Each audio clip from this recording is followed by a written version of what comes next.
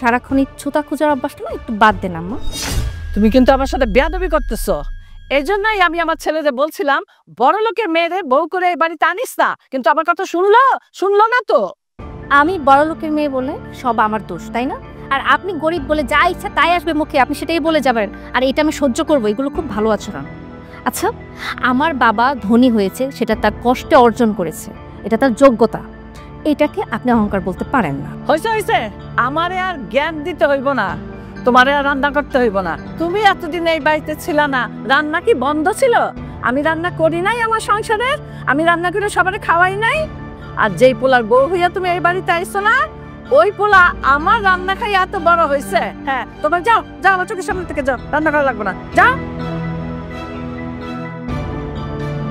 বাবা আবার তেজ দেখায় চামিচের উপরে, পারে না আমার সাথে 500 চামিচ নেয়া।